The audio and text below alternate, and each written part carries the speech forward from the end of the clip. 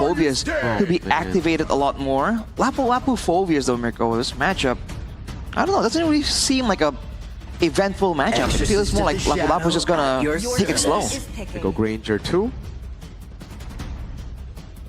Huh. Do they still want to go for the... I think the Kimmy actually struggles against the Lapu-Lapu. Quite immobile.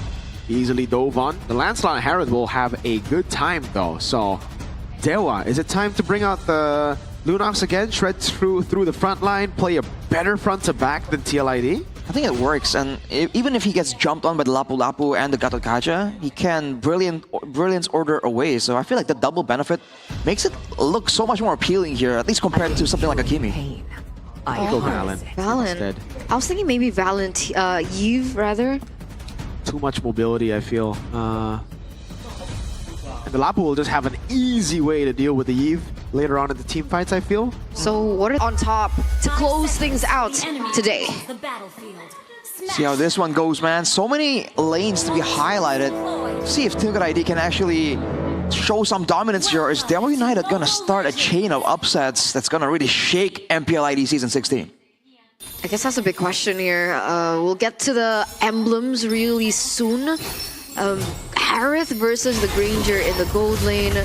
We have the Jushin and the Valentina on the other side. There's going to be a lot of action, a lot of clashes between playstyles, a lot of clashes and disparities and even experience. So very excited to see how things are going to go down. But Octa goes for more sustain, more utility. Isn't that something usually that we see utilized if the Valentina wants to go more aggressive in these team fights? Seems like the case. With the AOG being a potential ultimate, I guess Octa is assuming it's going to be up close and personal. And they actually been sustained against a team with, you know, not a lot of big, huge burst damage tools. He's up against a Sushin after all. Could bait out Team Liquid ID depending on the circumstances. So they're going to allow them to brawl more efficiently in this early game. Also, it's a Quantum Charge on Joe, not Killing Spree. So, I guess a preference. Right, more movement speed, more sustain as well technically. Firmness and tenacity for both the roamers. They understand their place in the ecosystem. But Festival of Blood, both EXP laners with agility for Kin. So I guess he understands that the maneuverability is a bit lower on the Phobias to roam to the side lanes, to roam from the side lanes. With the tenacity on Yeheska as well, I think Team Liquid ID are assuming that they're the ones that are going to be moving forward. So both teams, they're kind of gearing up for a Clash level 4.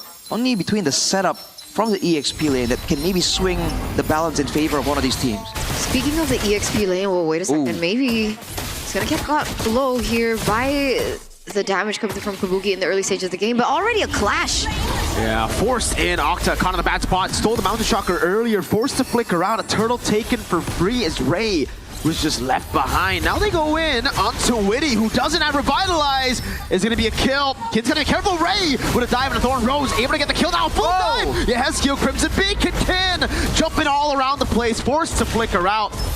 1-for-1. Turtle for kill.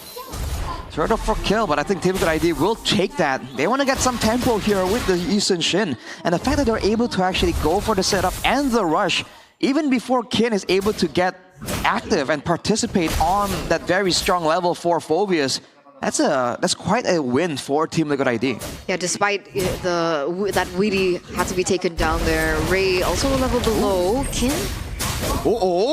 That's a mistake by Aran for sure. He gets his stun down, but he's under the turret and he gets in for the pursuit.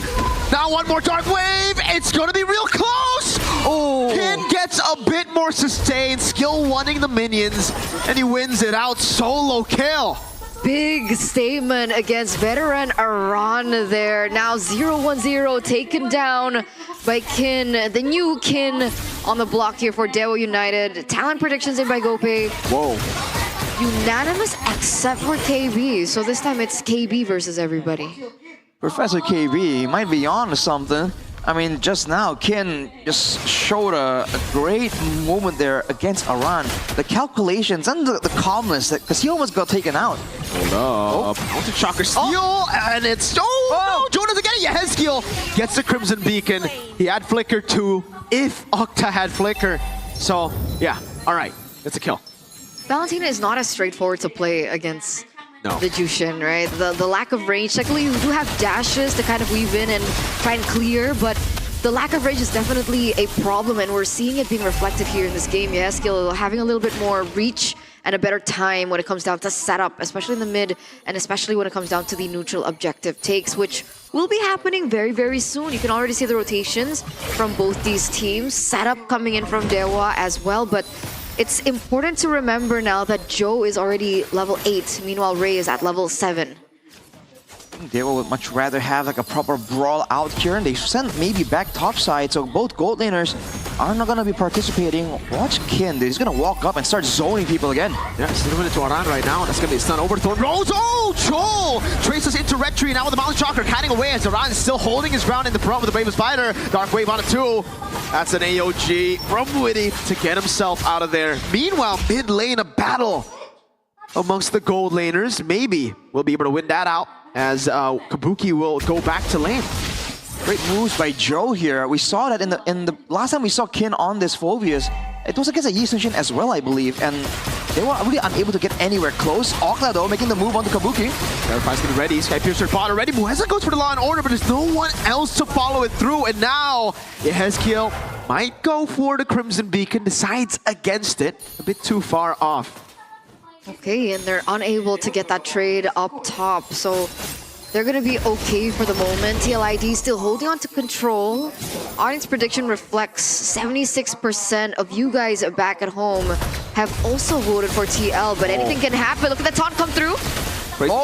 Brave Spider maybe able to survive for a bit. Now under the turret, Octa stealing the Brave Spider. Witty AOG getting out of there. A stun from Aran not landing. Now he goes back into it all. Aran! Wow!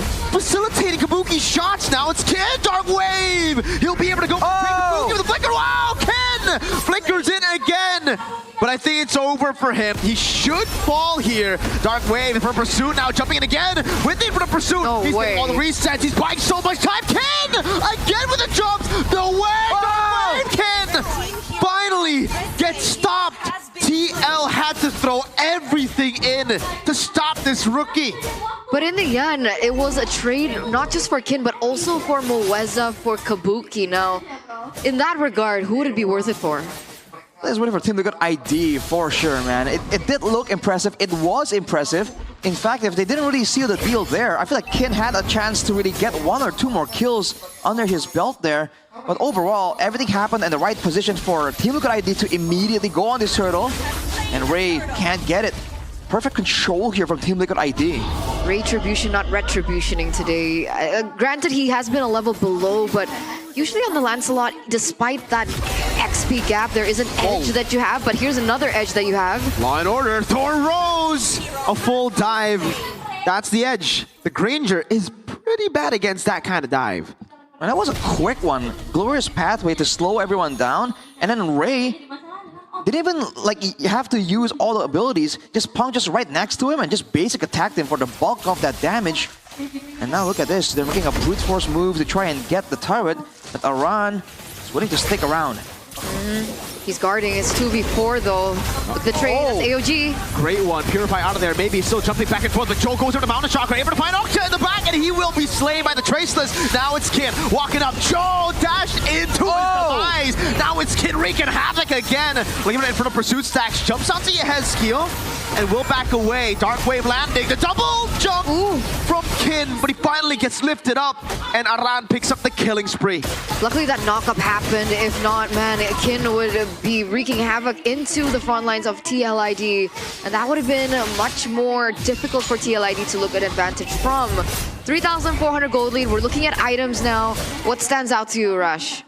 I feel like in that fight, maybe it was given so much space and he was using it effectively, dashing around, trying to do as much damage as possible in that Zaman Force where everyone was fighting in, but he really wasn't doing enough damage. So I think he needs to wait for the Holy Crystal before Team Liquid ID are going to be forced to really respect his damage potential.